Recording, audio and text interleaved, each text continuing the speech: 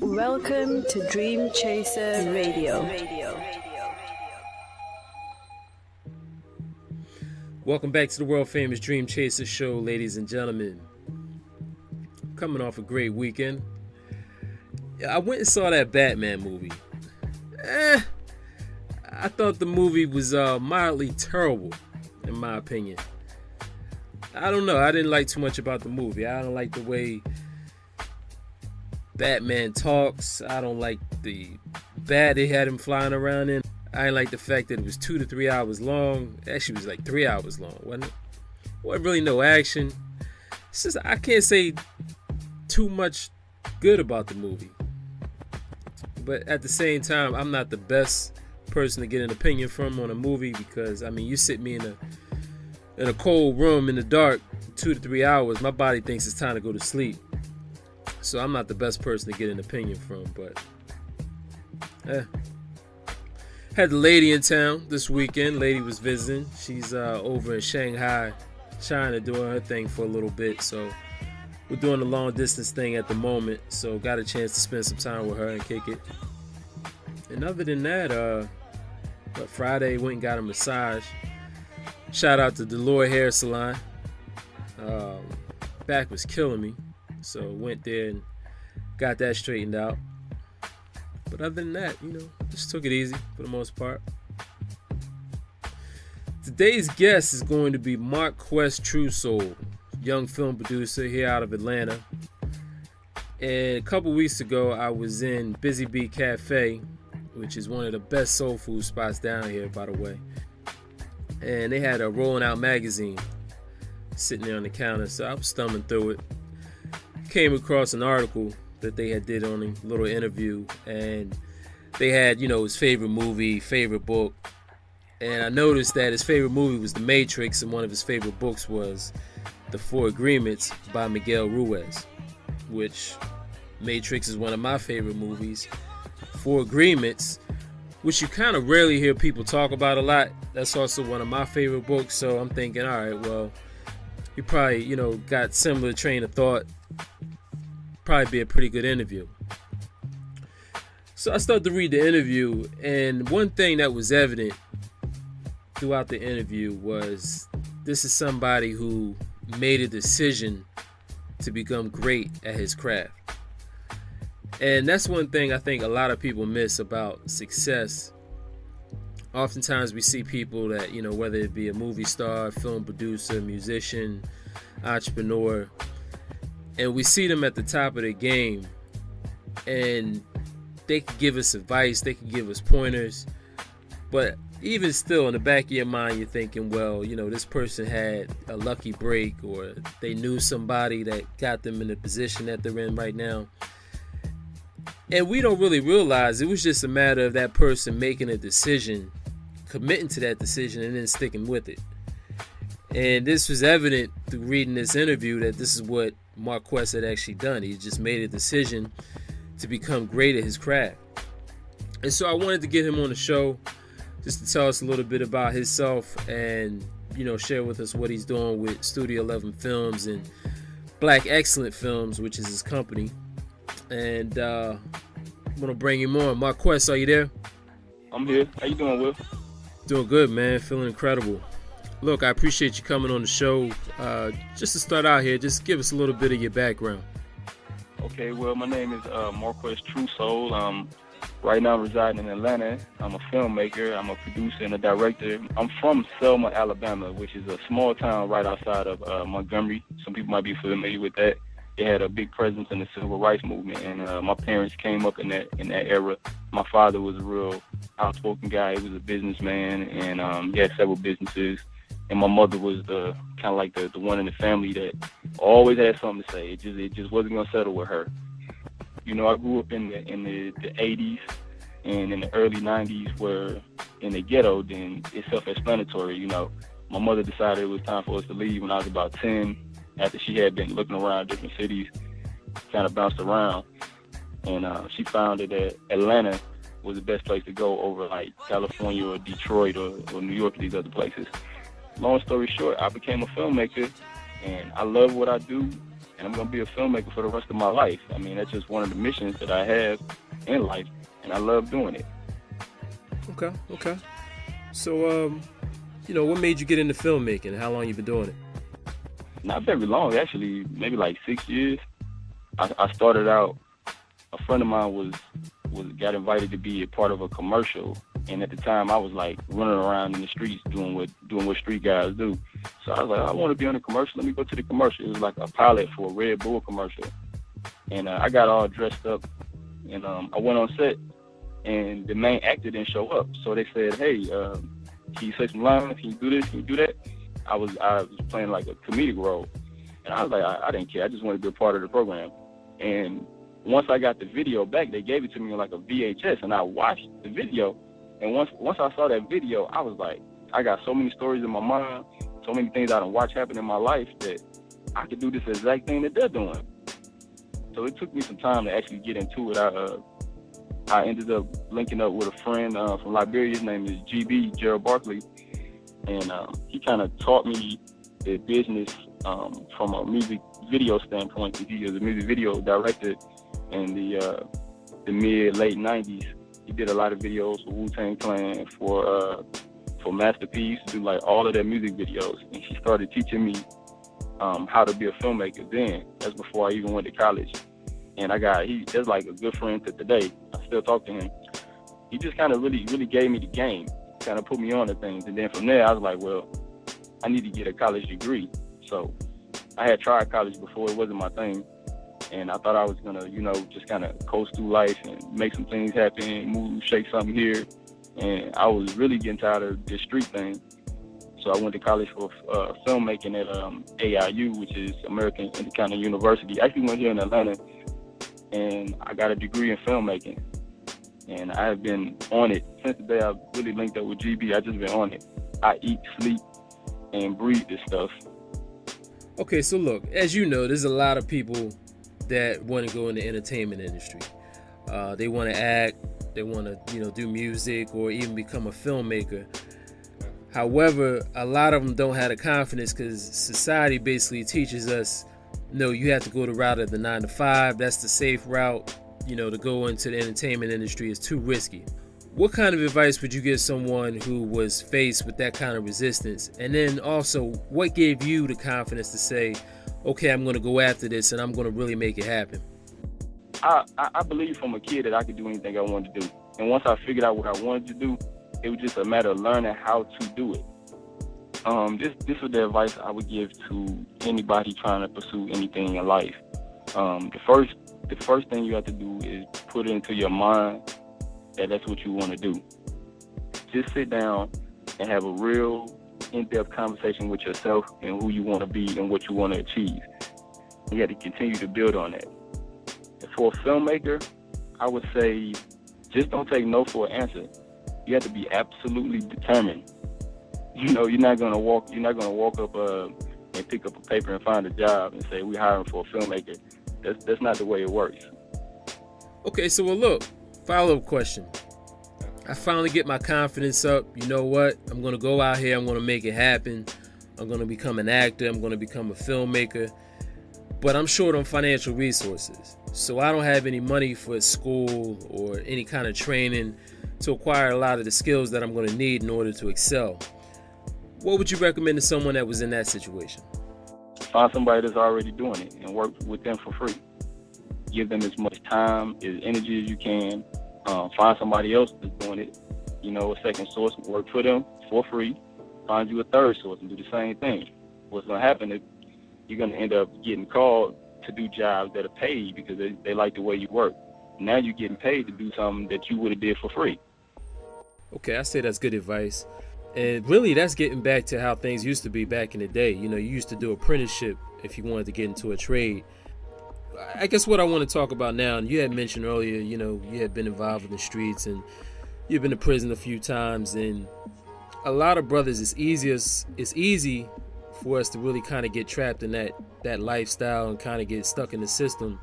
But you were able to make a shift where you were able to escape. And I'm wondering for you, what was the turning point for you where you said, all right, you know what, I'm going to put the negativity up on the shelf and I'm going to go a different route?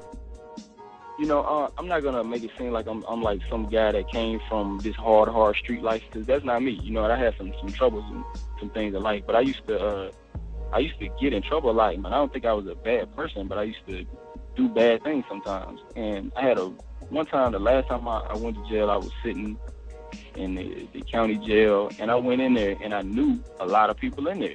But I was like, damn, this ain't cool. I was like, I'm trying to go home. I got more friends in here than I do out here.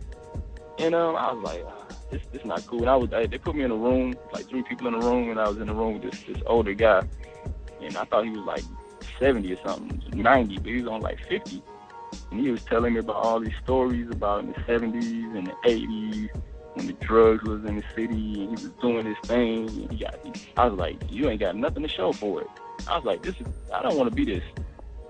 That was a turning point in my life. Actually, I can remember the moment, and I made up in my mind right then. The things that you think become your reality.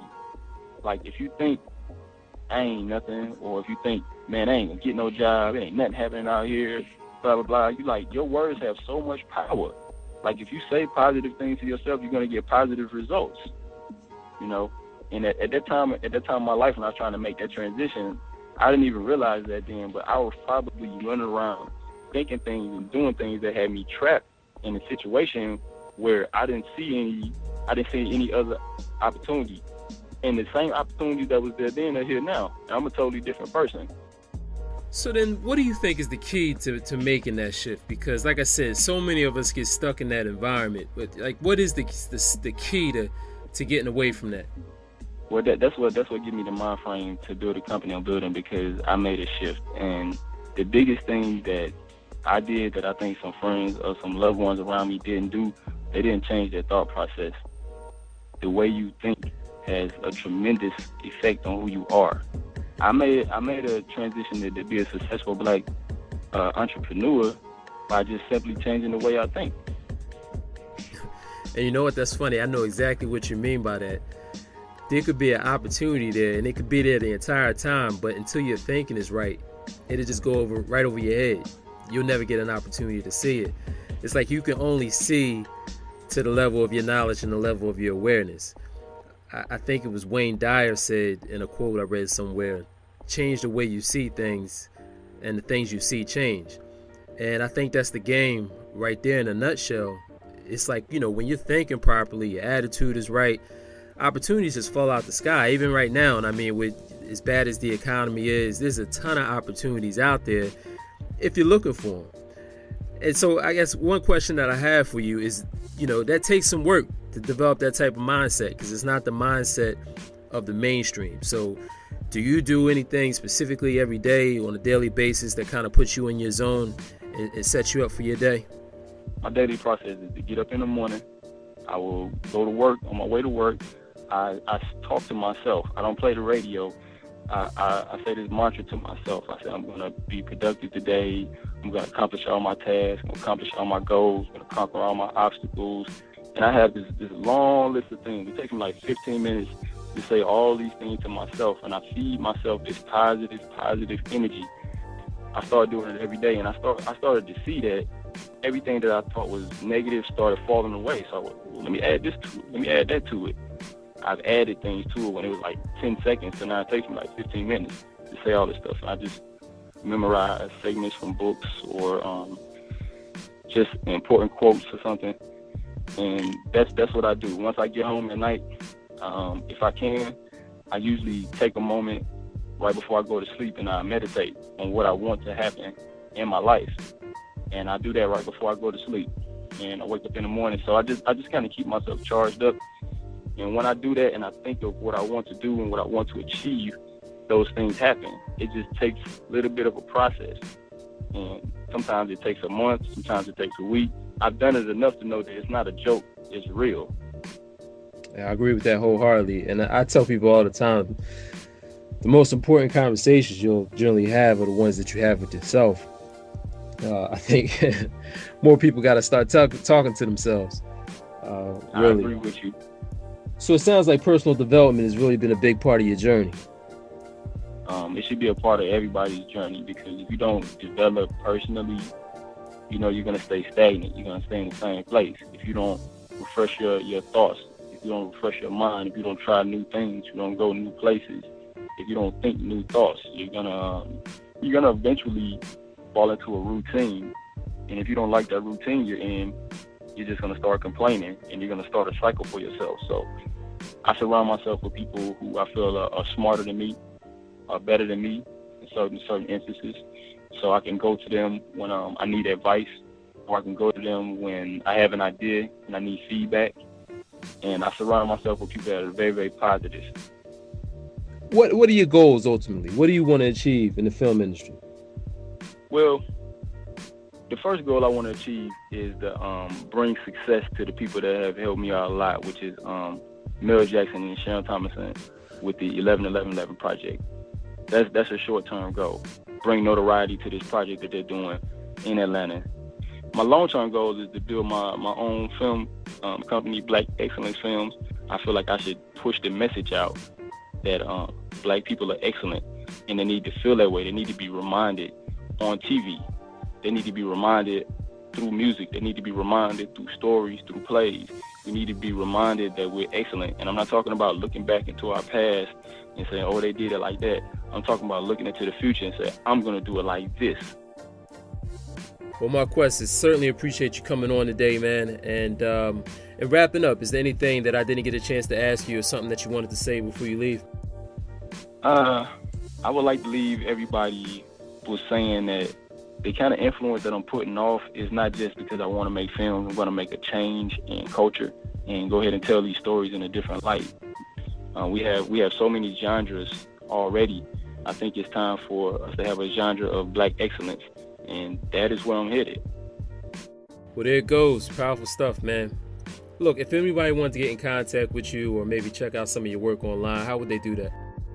If you want to get in contact with me, you can email me at blackexcellencefilms all together at gmail.com. That's blackexcellencefilms at gmail.com.